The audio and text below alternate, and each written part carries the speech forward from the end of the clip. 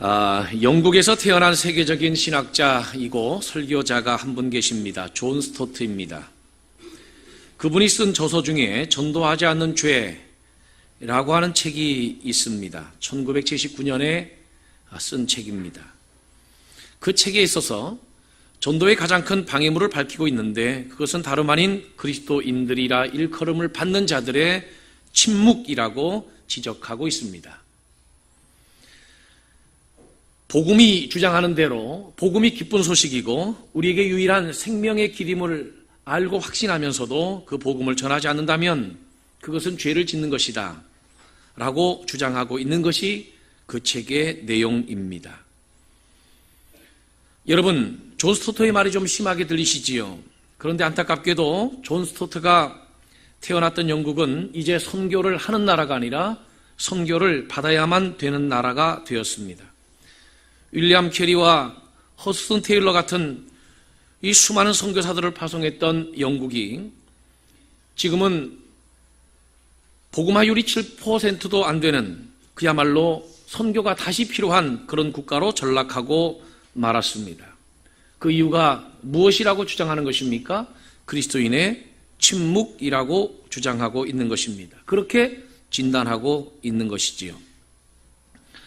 오늘 우리가 읽고 있는 사도행전 4장의 말씀은 2장부터 6장에 이르기까지 설명되고 있는 최초의 교회의 급성장, 급속한 성장사를 우리에게 보여주고 있는 대목입니다. 그 한가운데 우리는 4장의 말씀을 보고 있습니다.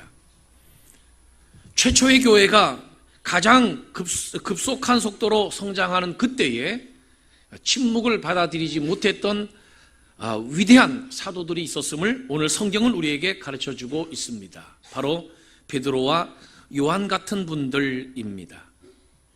베드로와 요한은 이런 고백을 했습니다. 우리는 말하지 아니할 수 없노라. 우리는 말하지 아니할 수 없노라. 결코 침묵을 받아들일 수 없다라고 하는 것이었습니다.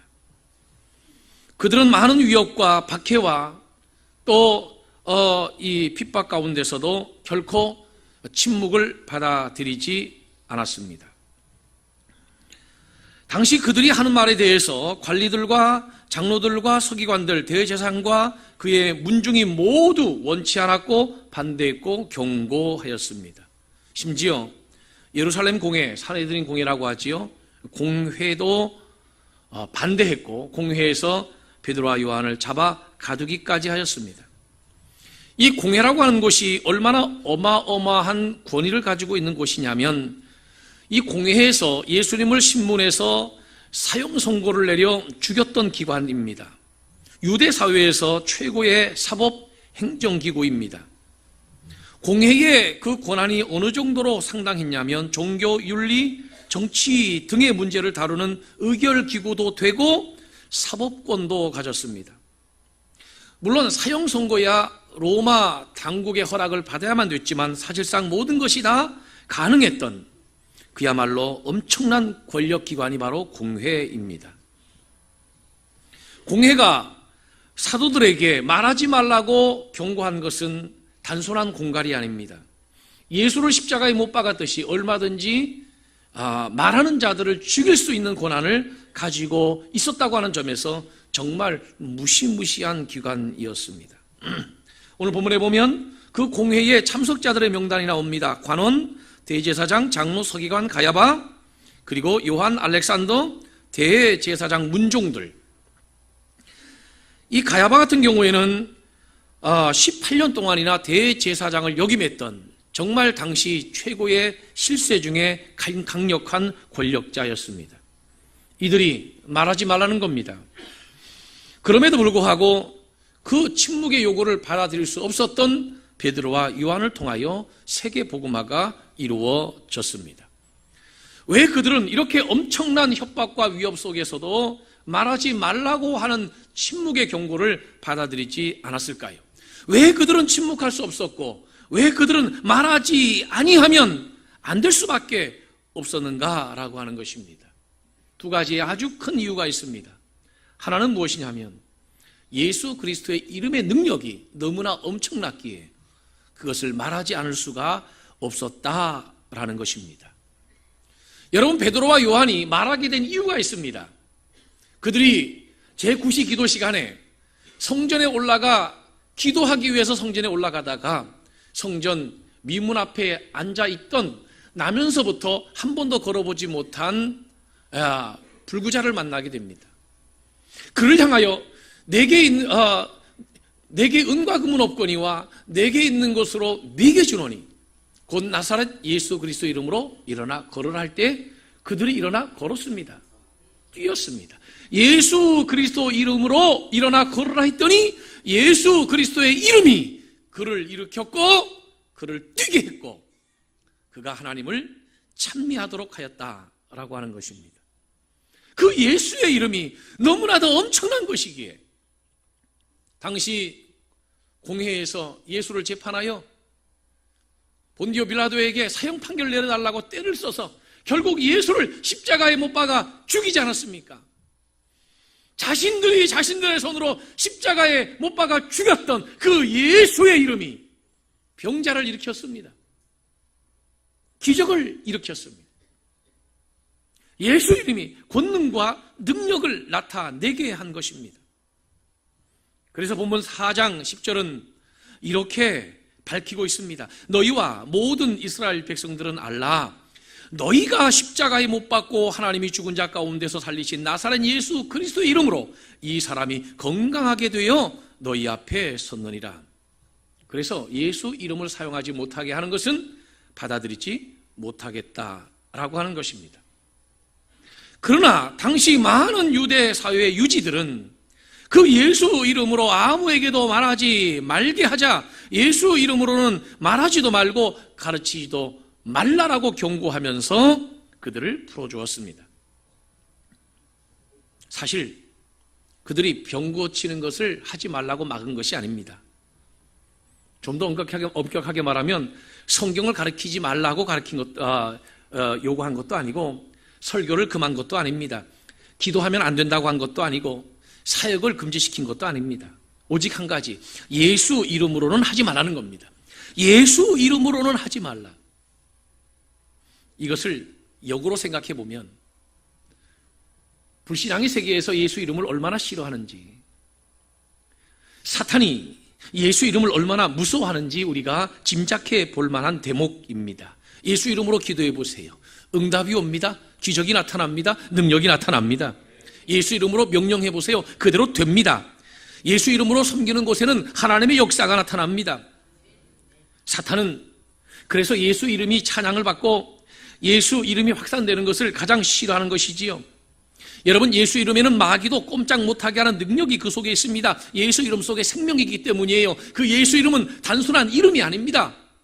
죽음의 권세를 이기시고 부활하신 예수입니다. 그 예수, 오늘도 하나님 보좌 우편에서 우리를 위하여 중보하고 계시는 그 예수, 그 이름 말입니다. 그 이름이 너무나 강력하기에 도저히 그 이름을 말하지 않을 수가 없었다라는 것입니다.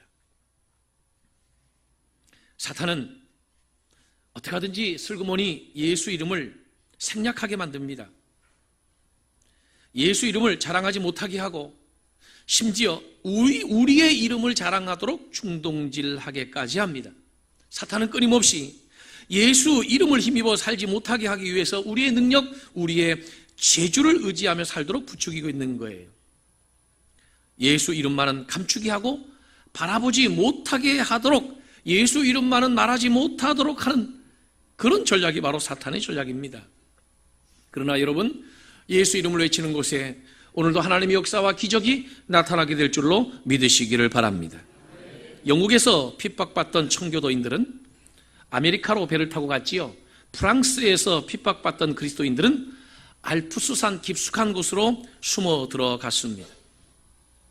지금 그곳이 바로 스위스입니다. 그 인구가 작년 기준으로 하면 818만, 한 820만 정도 됩니다. 그곳에서 어떤 일이 일어났습니까? 1517년에 루터가 독일에서 종교개혁 할 때 비슷한 시기에 스위스 사람 찌빙거리는 스위스에서 종교개혁 운동을 합니다.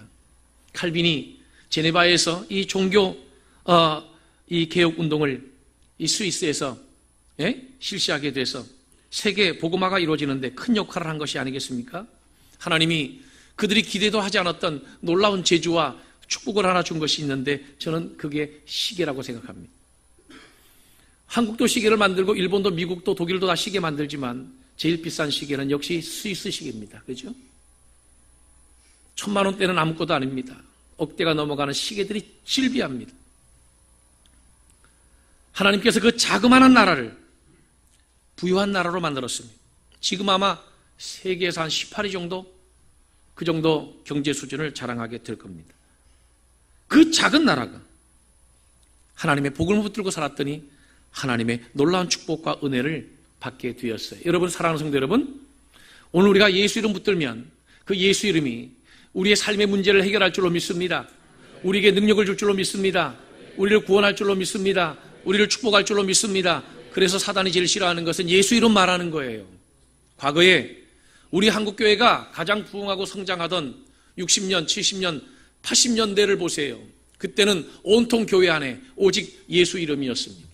예수 이름으로, 예수 이름으로 승리를 얻었네. 그게 바로 70년대, 80년대 찬양이에요. 예수 이름으로. 예수님 찬양, 예수님 찬양. 그게 바로 70년대, 80년대 우리 한국교회가 가장 부흥할 때 찬양이었습니다. 그런데 오늘날 우리 한국교회는 그 예수 이름을 잃어가고 있습니다. 교회들이 복지를 많이 합니다. 복지사업, 복지사역을 많이 합니다. 교회가 복지사역을 안 하면 어디에서 하겠습니까? 복지사역은 참 좋은 것입니다. 그러나 그 좋은 복지사역이라 할지라도 예수 빠진 복지사역, 그것이 무슨 의미가 있겠습니까? 그것은 세상에서도 얼마든지 할 수 있는 것입니다. 교회가 상담 사역을 많이 합니다. 얼마나 좋은 것입니까? 교회가 상담 사역을 하지 않으면 어디에서 제대로 된 상담 사역을 하겠습니까? 그러나 그 상담 사역 안에 예수 이름이 빠진다면 무슨 소용이 있겠습니까? 세상에서도 얼마든지 상담 사역 할 수 있지 않겠습니까? 여러분, 오늘날 한국교회의 가장 큰 위기 중에 하나는 무엇이냐면 예수 이름이 슬그머니 자꾸 제외되고 있다라고 하는 사실입니다. 예수 이름이 빠지고 있다는 거예요. 예수 이름이 슬그머니 사라지고 있다는 것입니다. 여러분, 우리가 전하지 않으면 안 되는 이름, 바로 그 이름이 예수 이름이기를 주님의 이름으로 축복하고 축원합니다.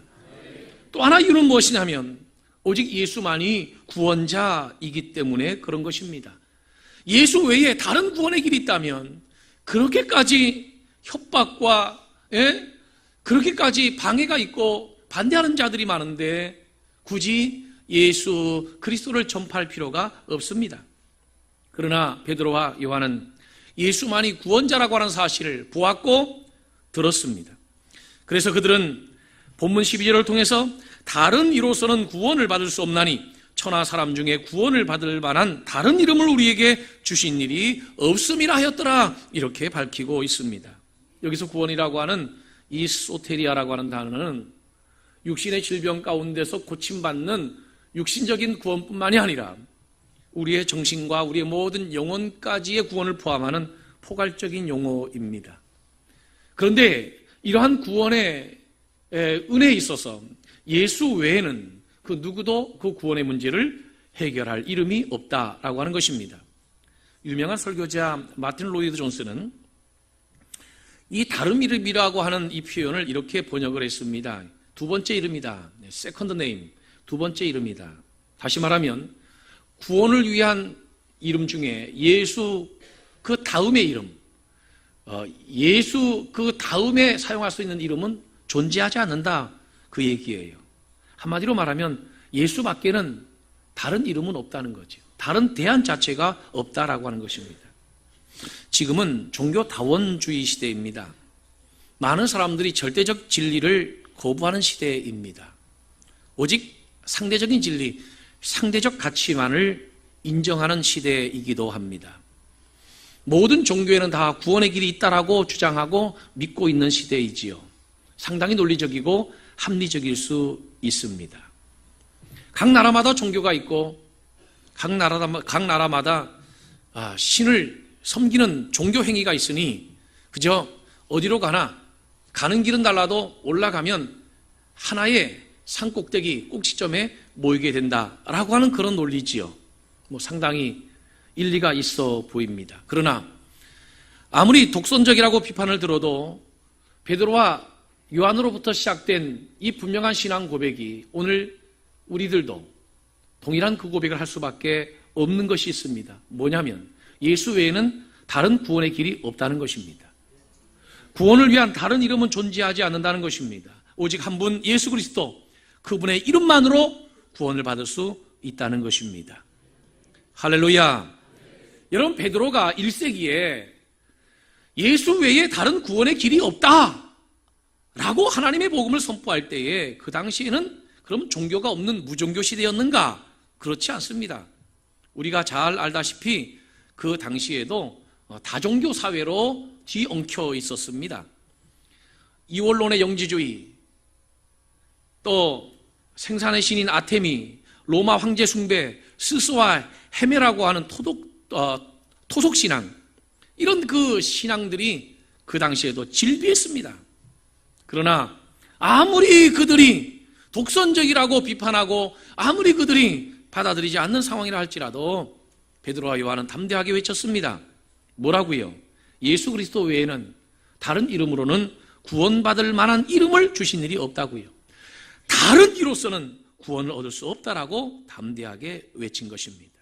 나는 우리 그리스도인들이 그리스도인으로 살지 못하는 것에 대해서 요즘 들어 더욱더 답답하고 안타까운 마음을 가지고 살아가고 있습니다. 모슬렘들은 모슬렘인으로서 살아가요. 그리고 천주교인들은 천주교인으로 살아가는 것 같습니다.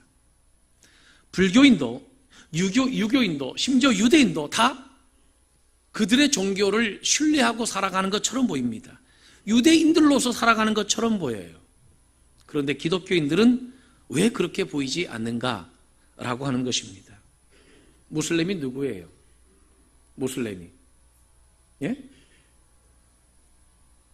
무슬림은 알라를 신으로 섬기는 사람이에요. 이슬람을 믿는 자를 무슬림이라고 하지 않아요? 많은 분들이 그래요. 기독교는 너무 하지 말라고 하는 게 많고 불편한 게 많아서 신앙생활하기 힘들다고. 제가 여러분에게 좀 역설적으로 물어볼게요. 뭐가 그렇게 불편합니까? 기독교인으로 사는 게 뭐가 그렇게 불편합니까? 여러분, 무슬림인들은요, 할랄, 하람, 음식도요, 이 할랄 음식밖에는 안 먹어요. 할람 음식은 이건 먹을 수 있는 음식이라고 하는 뜻이고, 하람 음식은 금지된 음식입니다.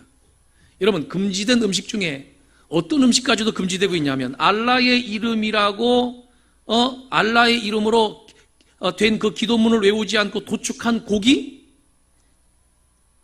알라 이름으로 기도하지 않았다고 하는 이유로 알라 이름으로 기도하지 않고 잡은 도축, 이 자체 고기를 금지된 품목으로 금지시킵니다. 살라라고 하는 거 아시죠? 그 모슬렘들 기도하라고 기도 시간 알려주는 거. 모든 공항마다, 전 세계 모든 공항마다 모슬렘들이 기도하는 기도처를 다 만들어줬습니다. 종교 편향이요? 말 같지도 않은 말씀하지 마세요. 기독교가 무슨 종교 편향입니까? 지금 우리나라 대통령도 여기다가 묵주 반지 차고요, 다 소명하고 대통령 다 합니다. 무슨 종교 편향입니까? 말이 안 되는 얘기입니다.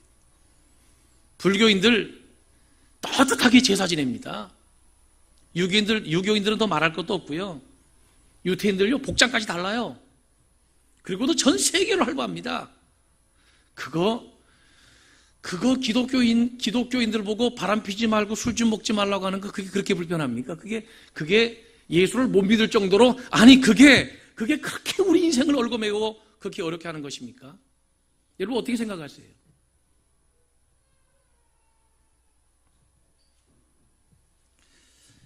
여러분, 자기의 선행과 의로움만으로 구원받을 수 있다면 예수의 은혜를 그렇게까지 증거하려고 애를 쓰지 않아도 돼요. 그러나 로마서 3장에 뭐라 그랬습니까? 기록된 바 의인은 없나니 하나도 없으며 깨달은 자도 없고 하나님을 찾는 자도 없고 다 치우쳐 함께 무익하게 되고 선을 행하는 자는 없나니 하나도 없도다 그랬습니다.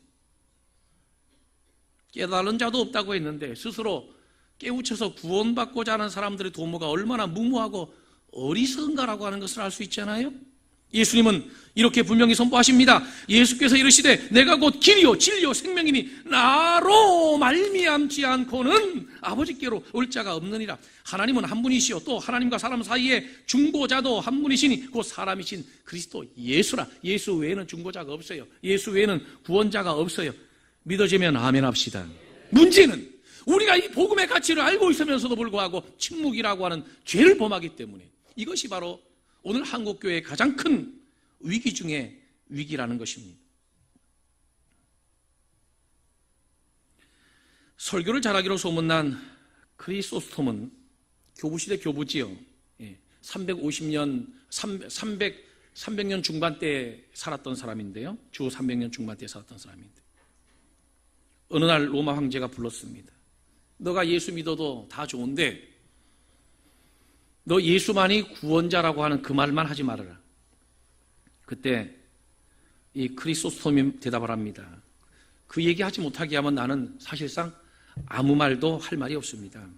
그러자 황제가 내 명령 그렇게 계속 어기고 따르지 않겠다면 너를 가둘 수밖에 없노라. 내가 감옥에 100번 갇힌다 할지라도 나는 이 복음을 포기할 수가 없습니다. 그래서 크리소스톰을 독방에 가둬버렸습니다. 근데 황제의 신하들이 황제를 찾아갑니다. 황제여, 큰일 났습니다. 우리 생각이 틀린 것 같습니다.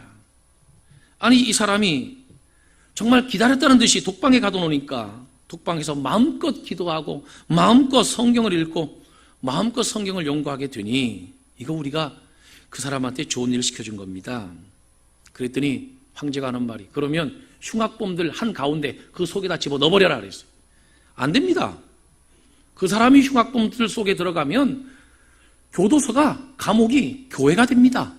다 개종시켜갖고 다 예수 믿게 해서 다 감옥 통째로 감옥이 교회로 바뀌게 될 겁니다.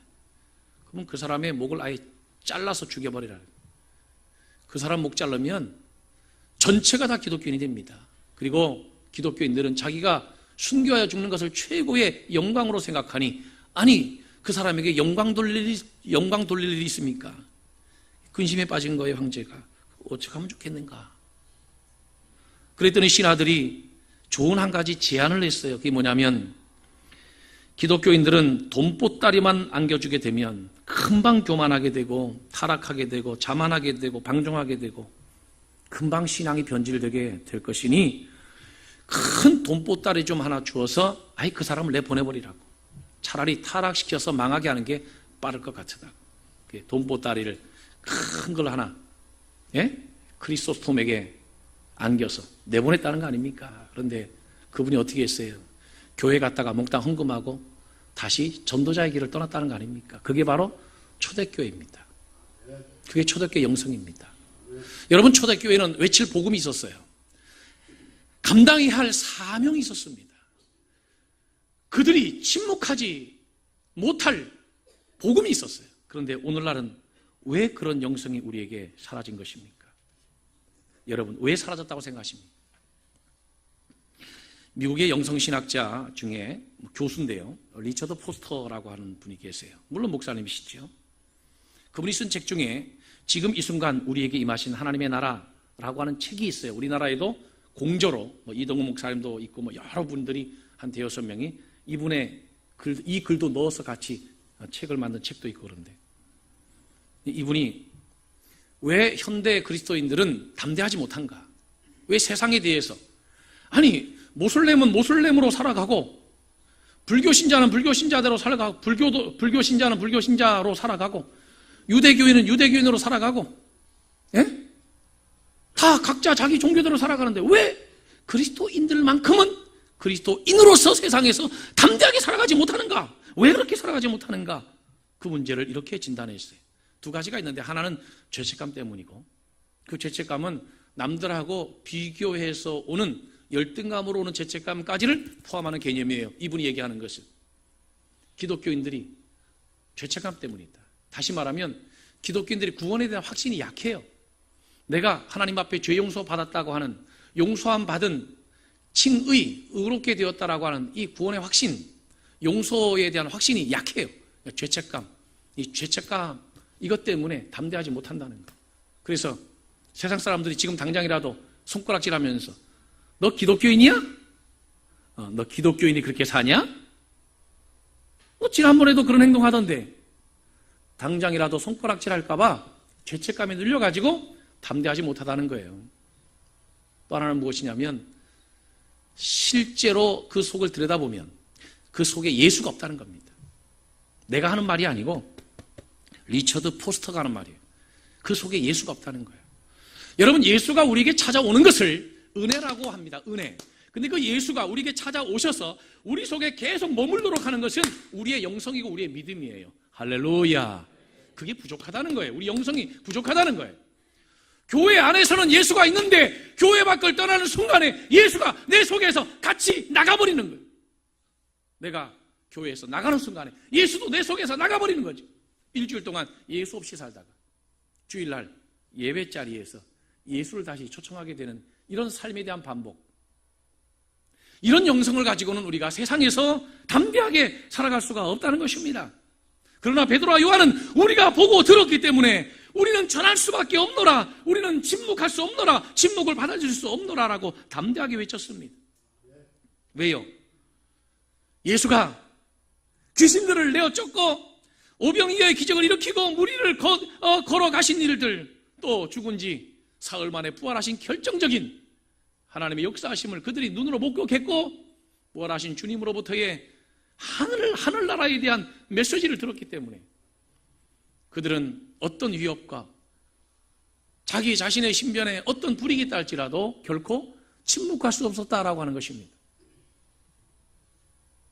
저는 좀 혹독한 표현이긴 합니다만은 오늘 저도 여러분들과 함께 존 스토트의 이야기를 좀 나누고 싶습니다. 정말 우리들의 가장 큰 죄가 무엇일까? 혹시 침묵은 아닐까? 부모가 자녀에게 짓는 가장 큰 죄가 뭘까? 복음에 대한 구원의 확신이 그렇게 분명하고 복된 소식에 대한 확신이 그렇게 확고함에도 불구하고 자녀들을 향한 침묵, 혹시 그것이 아닐까? 얘들아, 예수가 답이다. 예수 이름 붙들어야 산다. 얘들아, 예수가 인생의 가장 중요한 핵심 가치다. 예수 붙들어야 한다. 예수 있어야 한다. 그것에 대한 침묵, 이것이 바로 우리의 가장 큰 죄악이 아닐까? 부부간의 가장 큰 죄악이 뭐겠습니까? 어쩌면 침묵하는 죄가 아닐까? 그런 생각을 해보게 됩니다. 최초의 교회가 가장 왕성하고 가장 부흥하던 부흥의 시대에